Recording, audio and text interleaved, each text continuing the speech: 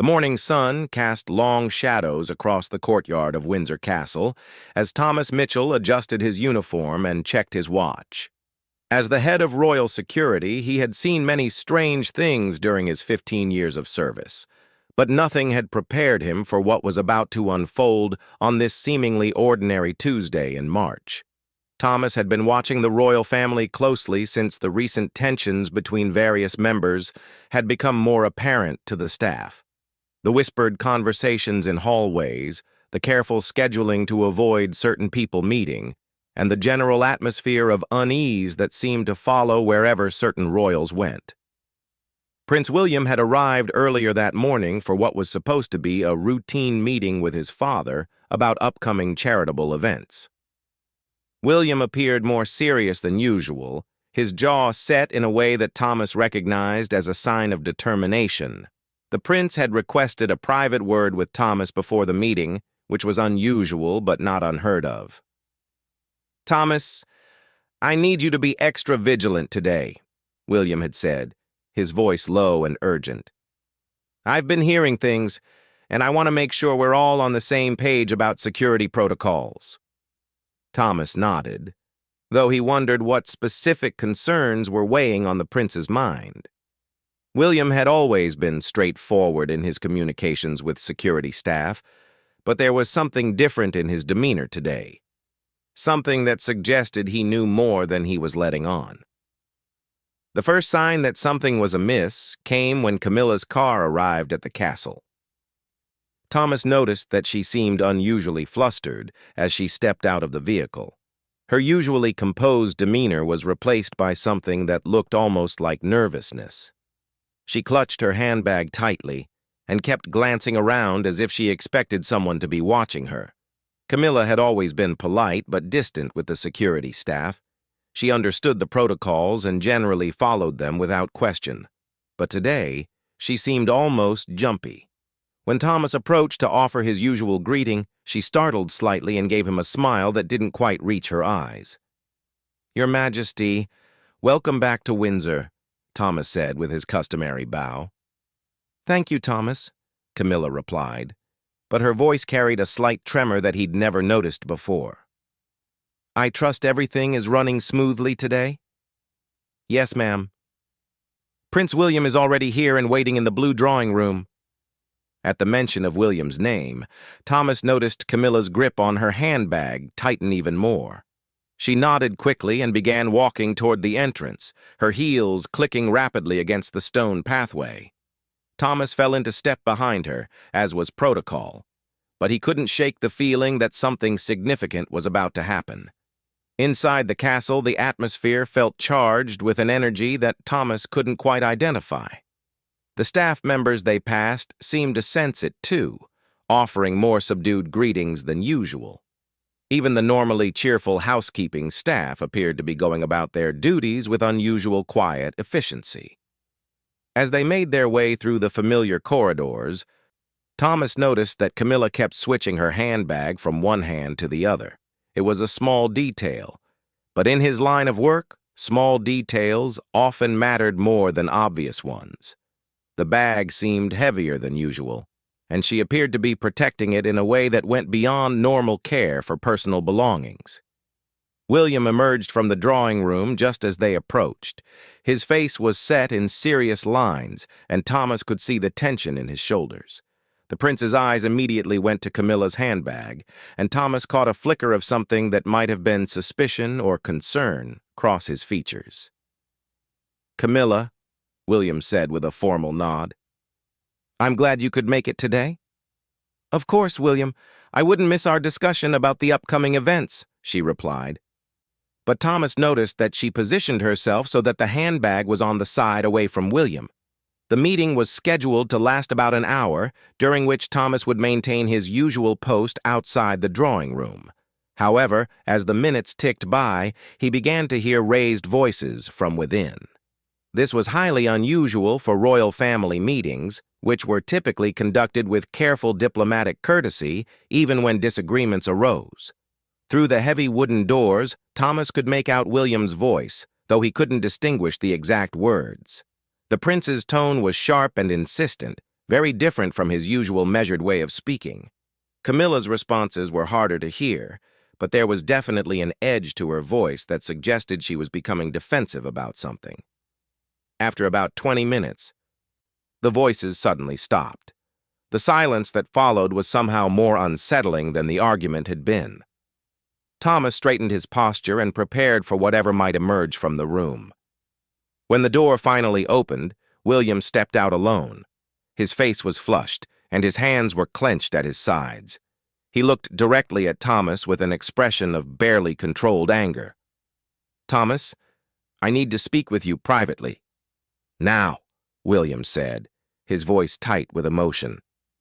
Thomas followed William to a smaller adjacent room, his mind racing through possibilities of what could have caused such a dramatic change in the prince's demeanor. Once the door was closed behind them, William turned to face him with eyes that blazed with a mixture of anger and disbelief. "Thomas, I need you to understand that what I'm about to tell you must be handled with absolute discretion and immediate action," William began, running a hand through his hair in a gesture of frustration. "I've just discovered something that changes everything I thought I knew about recent events in our family." Thomas waited silently, knowing that interrupting the prince at this moment would not be wise. William was clearly struggling to find the right words to explain whatever he had uncovered. "During our conversation, I asked Camilla directly about some inconsistencies I've noticed in her recent behavior and schedule. When she became evasive, I pressed the matter further," William continued, his voice growing steadier as he found his rhythm. "She became defensive and accidentally spilled the contents of her handbag while gesturing." William paused and looked directly into Thomas's eyes. "What I saw in that bag, Thomas, was not what anyone would expect a member of the royal family to be carrying. There were documents, photographs, and other items that suggest she's been involved in activities that could seriously compromise the integrity of our family and potentially the monarchy itself." Thomas felt his stomach drop. In all his years of service, he had never faced a situation like this. The implications of what William was suggesting were staggering, and the protocols for dealing with such a scenario were unclear at best. "Your Royal Highness, what exactly are you asking me to do?" Thomas asked carefully. "I need you to secure that handbag and its contents as evidence. I need you to ensure that Camilla doesn't leave the premises until we can determine the full extent of what's been happening," William replied firmly. "And Thomas, I need you to call in additional security. We may need to involve authorities beyond our usual internal protocols." Thomas's training kicked in, overriding his shock at the situation. If a member of the royal family was making such serious allegations about another family member, his duty was clear. The security of the monarchy and the safety of all involved had to take priority over personal relationships or potential embarrassment. "I understand, sir. What is Camilla's current location?" "She's still in the drawing room, but she was gathering her things when I left. She may try to leave quickly," William answered urgently. Thomas immediately reached for his radio to contact his team. The next few hours were going to test every aspect of his training and judgment. As he prepared to make the calls that would set extraordinary events in motion, he couldn't help but wonder how a routine meeting had escalated to this point, and what the long-term consequences would be for everyone involved. The weight of responsibility settled heavily on his shoulders as he realized that the decisions he made in the next few minutes could potentially alter the course of royal history. Whatever was in that handbag had clearly shaken William to his core, and Thomas knew that there would be no going back once he set the security protocols in motion. Thomas spoke quietly into his radio, using coded language that his team would understand, but wouldn't alarm any staff members who might overhear. Within minutes, 2 additional security officers appeared in the corridor, their faces professional and alert. Thomas briefed them quickly on the situation, emphasizing the need for absolute discretion while maintaining firm control of the circumstances. "Roberts, I need you to position yourself at the main entrance. No one leaves without my direct approval," Thomas instructed the younger officer. "Henderson, take the East Wing exit. Same protocol applies." Both officers nodded and moved swiftly to their positions. Thomas then turned back to William, who was pacing the small room with obvious agitation. "Your Royal Highness, I need to ask you some specific questions about what you observed," Thomas said carefully. "The more details I have, the better I can handle this situation appropriately." William stopped pacing and faced Thomas directly. "The documents I saw appeared to be correspondence with media outlets. There were photographs that looked like they were taken inside private royal residences without permission. And there was something else, Thomas. Something that looked like a recording device." The implications hit Thomas immediately. If Camilla had been secretly recording conversations within the royal family or providing private information to outside sources, the security breach was far more serious than he had initially thought. This wasn't just about family drama or personal disputes. This could constitute a threat to national security depending on what information had been compromised. "Sir, with your permission, I'm going to need to contact our intelligence liaisons," Thomas said gravely. "If there's been unauthorized recording or photographing within royal residences, we're looking at potential violations that go beyond our internal security protocols." William nodded grimly. "Do whatever you think is necessary, Thomas. I trust your judgment completely." Thomas made the difficult decision to activate protocols that hadn't been used during his entire tenure. He contacted the specialized security unit that dealt with potential intelligence threats to the royal family. While he waited for their arrival, he knew he had to return to the drawing room to ensure that Camilla remained on the premises. When Thomas approached the drawing room, he could hear movement inside. Through the slightly open door, he could see Camilla frantically searching the floor where her handbag contents had apparently scattered. She was clearly distressed, her usual composed demeanor completely abandoned as she gathered items and stuffed them back into her bag. Thomas knocked gently on the doorframe before entering. "Your Majesty, is everything all right? I heard there might have been a small accident." Camilla looked up sharply, her face pale and her hands shaking slightly. "Oh, Thomas. Yes, I'm afraid I was rather clumsy. Just gathering my things now." "Perhaps I could assist you," Thomas offered, moving closer to where she was kneeling on the floor. No, that's quite all right," Camilla said quickly, clutching several papers to her chest. "I can manage perfectly well." But Thomas had already seen enough to confirm William's account. Among the scattered items, he could clearly see what appeared to be printed emails, several photographs that were obviously taken inside royal residences, and a small digital device that was definitely not a typical item one would expect in a royal handbag. "Your Majesty, I'm afraid I'm going to have to ask you to remain here for a few more minutes," Thomas said firmly but respectfully. "There are some security procedures that need to be completed before anyone can leave the premises today." Camilla's eyes widened with what looked like panic. "Security procedures? What kind of procedures? I really do need to be getting home soon." "I understand your concern, ma'am, but I'm afraid it's not optional. Prince William has raised some security issues that require immediate attention." At the mention of William's name, Camilla's demeanor shifted dramatically. The panicked look was replaced by something harder, more calculating. She stood up slowly, still clutching her handbag against her body. "I see. And what exactly has William told you?" she asked, her voice taking on a tone that Thomas had never heard from her before.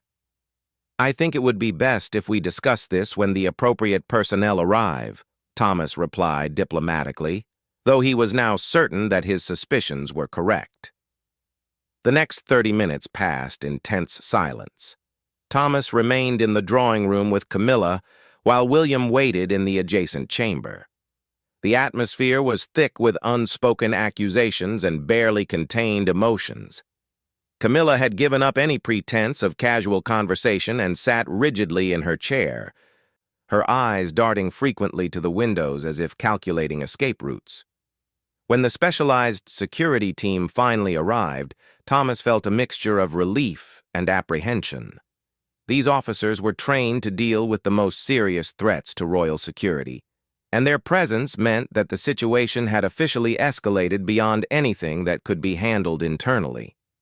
The team was led by Commander Sarah Walsh, a woman whose reputation for thoroughness and discretion was legendary within security circles.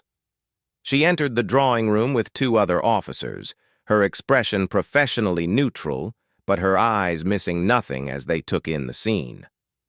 "Your Majesty," Commander Walsh said with a respectful nod to Camilla. "I'm Commander Walsh from the Royal Protection Unit. I understand there may be some items in your possession that require our examination for security purposes." Camilla's composure finally cracked completely. "This is absolutely ridiculous," she said, her voice rising in pitch. "I'm being treated like a common criminal in my own family's home." "Ma'am, we're simply following standard security protocols when potential breaches are identified," Commander Walsh replied calmly. "If you could please place your handbag on the table, we can resolve this matter quickly and efficiently." "I will not," Camilla said defiantly, clutching the bag even tighter. "This is harassment, and I demand to speak to my husband immediately." Commander Walsh exchanged a glance with Thomas, and he could see the decision being made behind her professional exterior. When cooperation wasn't forthcoming in matters of national security, other options had to be pursued. "Your Majesty, I'm afraid I must inform you that under the Official Secrets Act and Royal Security Protocols, we have the authority to examine any materials that may pose a threat to the security of the royal family or the realm," Commander Walsh stated firmly. "You can surrender the bag voluntarily, or we will be compelled to secure it through other means." The room fell into absolute silence. Thomas could hear his own heartbeat as he watched this unprecedented confrontation unfold. Never in his career had he witnessed a member of the royal family being directly challenged by security forces. Camilla looked around the room as if seeking support or escape, but finding neither. Her shoulders sagged slightly in defeat, and she slowly placed the handbag on the mahogany table in front of her. "I want it noted that I'm cooperating under protest," she said, her voice barely above a whisper. Commander Walsh nodded to one of her officers, who carefully approached the table. Using gloved hands, he opened the bag and began methodically removing its contents, placing each item on a cloth that had been spread beside the handbag. What emerged confirmed and exceeded the concerns that William had expressed. There were indeed printed emails that appeared to be correspondence with various media outlets. Several photographs showed intimate moments and private spaces within royal residences. Most damning of all was a small, sophisticated recording device that had clearly been used recently, based on the indicator lights that were still active. Thomas felt his blood run cold as he realized the full scope of what they were dealing with. This wasn't just a family dispute or even a simple security breach. This appeared to be a systematic effort to gather and potentially distribute private information about the royal family. Commander Walsh's expression remained neutral, but Thomas could see the gravity of the situation reflected in her careful handling of each piece of evidence. As she examined the recording device, her eyebrows raised slightly, the only sign of her surprise at finding such sophisticated equipment. "Your Majesty," Commander Walsh said finally, looking directly at Camilla, "I'm afraid these items raise serious questions about potential violations of national security protocols. We're going to need to conduct a full investigation, which will require your cooperation and availability for questioning." Camilla's face had gone completely white.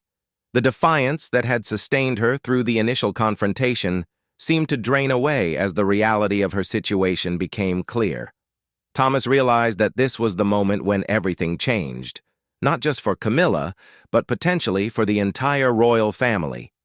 The hours that followed the discovery transformed Windsor Castle into something resembling a crime scene more than a royal residence. Commander Walsh had immediately called for additional personnel and specialists who could properly analyze the recording device and examine the photographs for metadata that might reveal when and where they had been taken.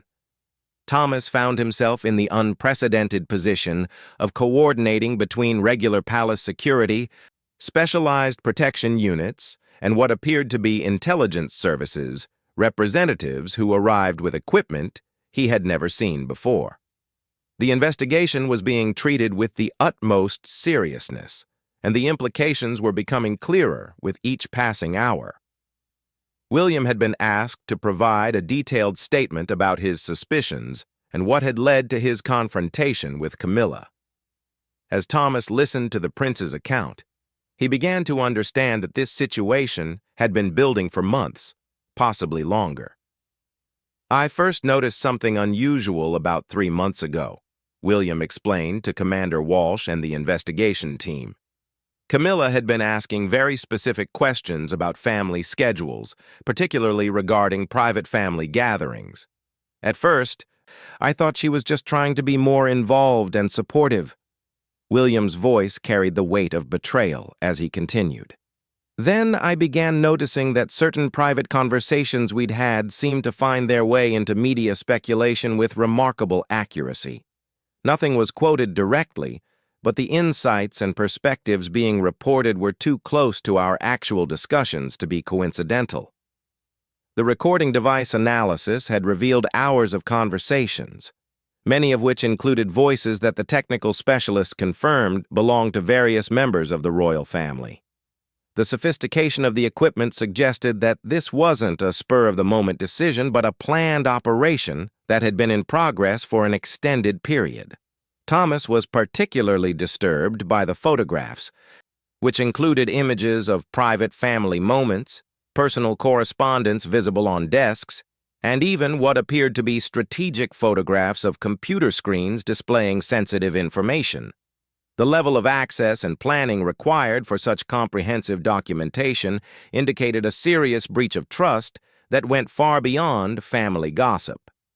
As the investigation progressed, Camilla had been moved to a secure room where she was being questioned by specialists trained in handling sensitive security matters involving high-profile individuals.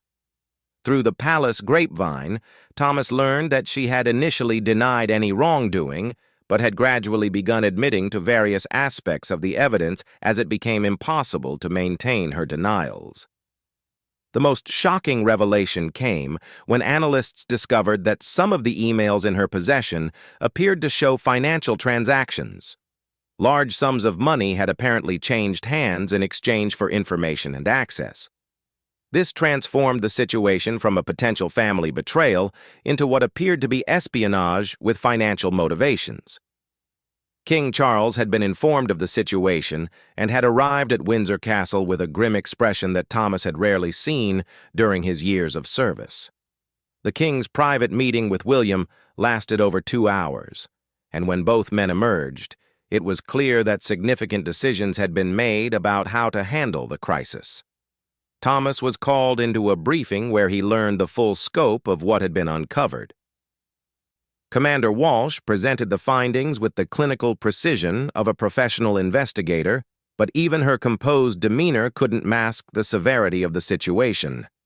The evidence suggests a systematic effort to gather intelligence on royal family activities, private conversations, and confidential information over a period of at least 6 months, she reported. The financial records we've uncovered indicate payments totaling several £100,000 from sources that we're still working to identify. The room fell silent as the implications sank in. This wasn't just about tabloid gossip or family drama. Someone had been paying substantial amounts of money for access to the most private aspects of royal life, and Camilla had apparently been providing that access. The recording device was sophisticated enough to capture conversations from considerable distances and had been configured to activate automatically in the presence of certain voices, Commander Walsh continued. This suggests a level of technical support that indicates involvement by individuals with specialized knowledge and resources. Thomas realized that his role in the investigation was far from over. As head of royal security, he would need to conduct a comprehensive review of all security protocols to determine how such a breach could have occurred and what measures would be necessary to prevent future incidents. The most immediate concern was damage control. The investigation team was working frantically to determine what information might have already been shared with outside parties and what potential threats might exist to other members of the royal family or to sensitive government information that royals routinely accessed. William had taken on the difficult task of informing other family members about the situation. Thomas could only imagine how devastating this revelation must be for people who had trusted Camilla completely and had included her in their most private moments and conversations. The legal implications were still being determined, but it was clear that the situation had moved far beyond anything that could be handled as a private family matter. Government security agencies were now involved, and there were discussions about potential prosecution under various laws relating to official secrets and national security. As evening approached, Thomas received word that Camilla would be transported to a secure facility where she could be properly questioned by specialists who dealt with national security matters. The formal arrest had been handled with as much discretion as possible, but Thomas knew that keeping such a significant development secret would be nearly impossible in the long term. The media management team was already working on strategies for handling what would inevitably become a massive public relations crisis.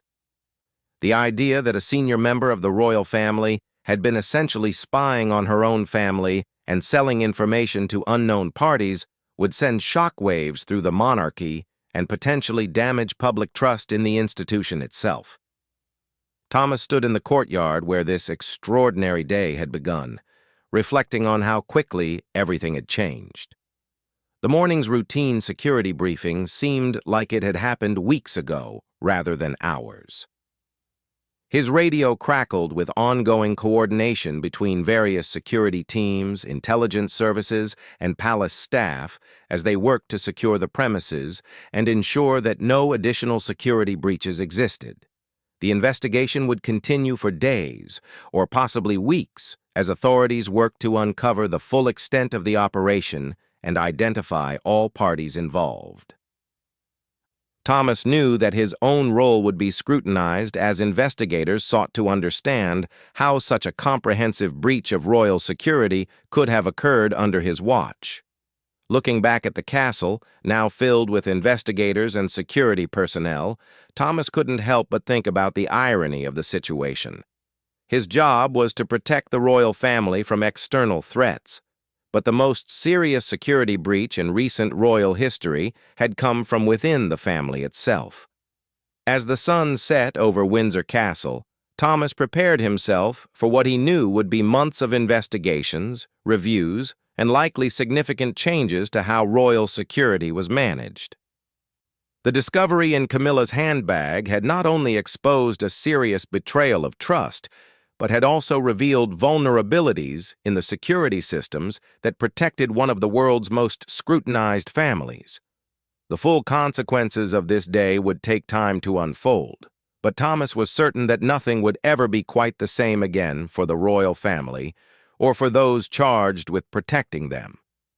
The trust that formed the foundation of royal security had been shattered, and rebuilding it would require fundamental changes to how the monarchy protected its most sensitive information and private moments. The sound of vehicles arriving and departing continued through the night as the investigation expanded and more specialists were brought in to handle various aspects of the case. Thomas remained at his post, coordinating the complex security operation that had emerged from what had started as a simple family meeting, knowing that his actions in the coming days would be crucial to maintaining the stability and security of the institution he had devoted his career to protecting.